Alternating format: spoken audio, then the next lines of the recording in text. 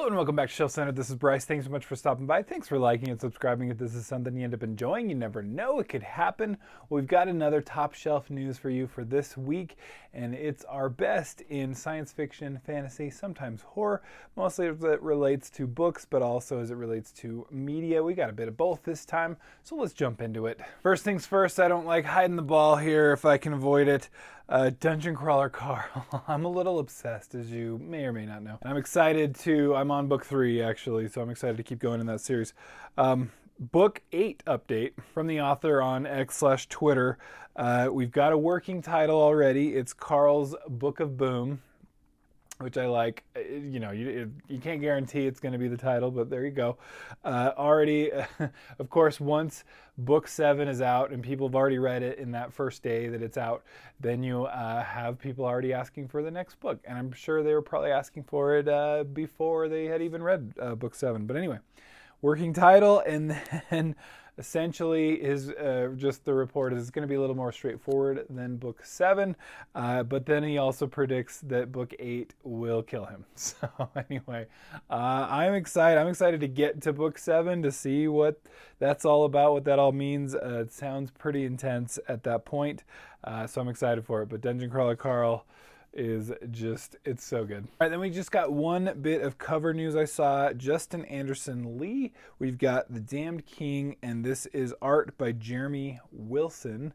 I like that the series sticks to this kind of cover design. It looks good, looks exciting, and anyway, it's interesting. I don't know anything else about this series, but I keep seeing it, and so that definitely is a sign that I'm going to start looking into it. So this is our first bit of me looking into this, and I like it. I like it so far. Then we've got news on our independent publishing news, and this is the SPF-BO. So essentially, it's number 10. This is the 10th year, I believe, because it's been a yearly thing.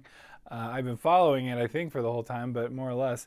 But anyway, this is it's an independently published book contest run by Mark Lawrence, who's a great traditionally published author. I really love a lot of his series, at least the couple that I've read and I need to catch up on.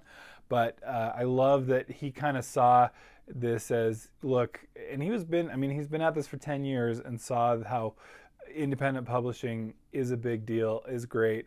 And so he started this thing that's really, I think it's just blown up because, you've gotten the number of books that have suddenly then gotten, not only gone from self-published to traditionally published. Again, I always say, if that's what the author wants, then great, congrats to them.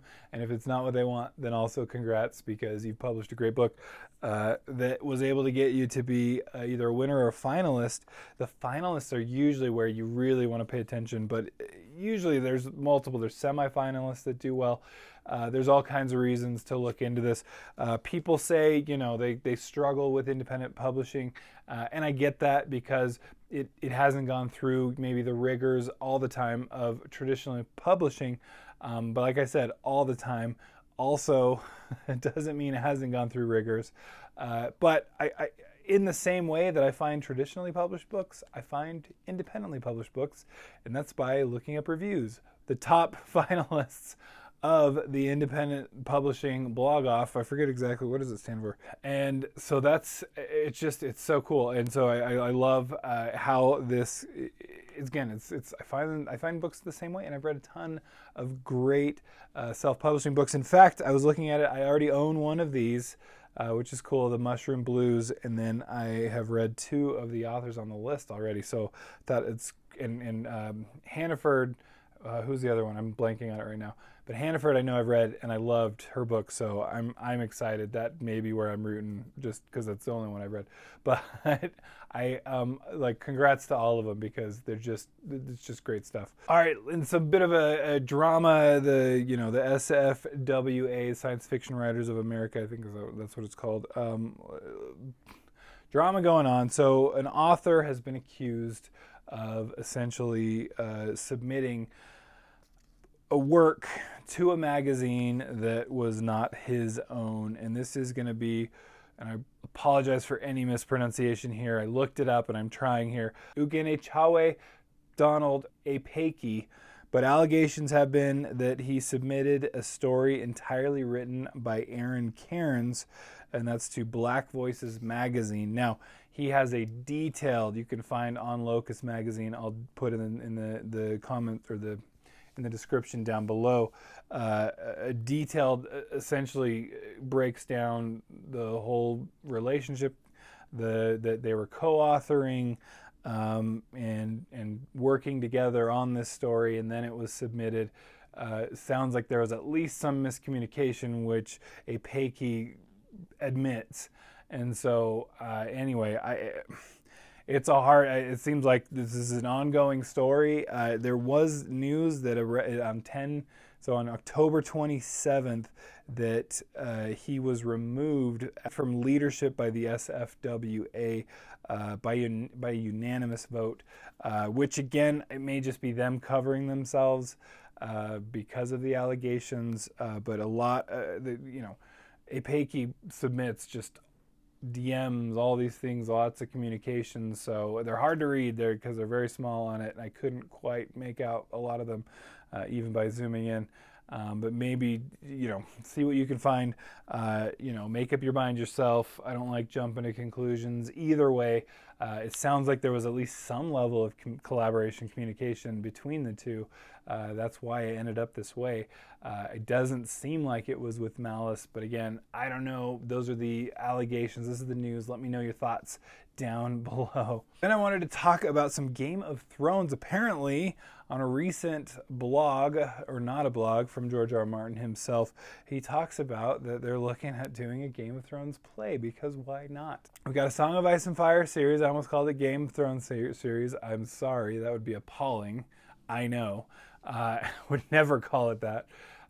The shows, multiple shows, spin-offs of other shows, all on HBO. Then you've got graphic novels. We've got now a play. So who knows what else is out there? Radio drama? I don't know. Maybe they can make money from it, I'm sure.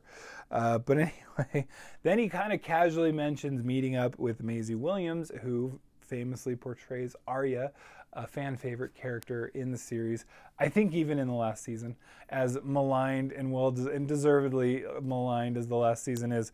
But I think this is complete and pure speculation on my part, because I have no idea. He does not mention why or what they're talking about. But I think an Arya spinoff as a faceless man would be awesome. I think it could even just be like a buddy cop kind of like show or something. Like, anyway, there's tons of stuff you could do with that. Anyway, that's all I can think of, and I'm probably completely wrong, I'm sure. Then my last bit of news, I think it was last year or something, The Last Ronin, Teenage Mutant Ninja Turtles. If you only saw my bedroom growing up, I don't even know if I have pictures, but I not only had Teenage Mutant Ninja Turtles bedspread, blankets, wallpaper, and all of the toys that I could get my hands on, which wasn't a ton. We didn't have tons of money. I wanted all of them, but I had my favorites. And dressed up as Ninja Turtles. This was the best for my mom, and again, our living situation, 4 years in a row, I was just a different Ninja Turtle, so all we had to do was change out the color. It was great. So anyway, to say that I used to be a huge fan, and probably am still, there's still plenty of nostalgia. I'm still paying attention somewhat, and if you haven't watched Mutant Mayhem, you should. It's amazing, and the soundtrack is just the chef's kiss. It's amazing. I was just like, it's like 90s rap. It's so good. I love it. And earlier, it's just great. But anyway, The Last Ronin, Teenage Mutant Ninja Turtles live adaptation, right? First rated R in the series, so they're going the way of the Deadpool, apparently, or Wolverine, if you whatever, or both, apparently, too, because it's all been done now. In the series, I have dabbled a little bit in the graphic novel that apparently this is going to be based on, and there's some cussing, so it's definitely cussing, which leads me to believe which turtle it is. I won't get into spoilers.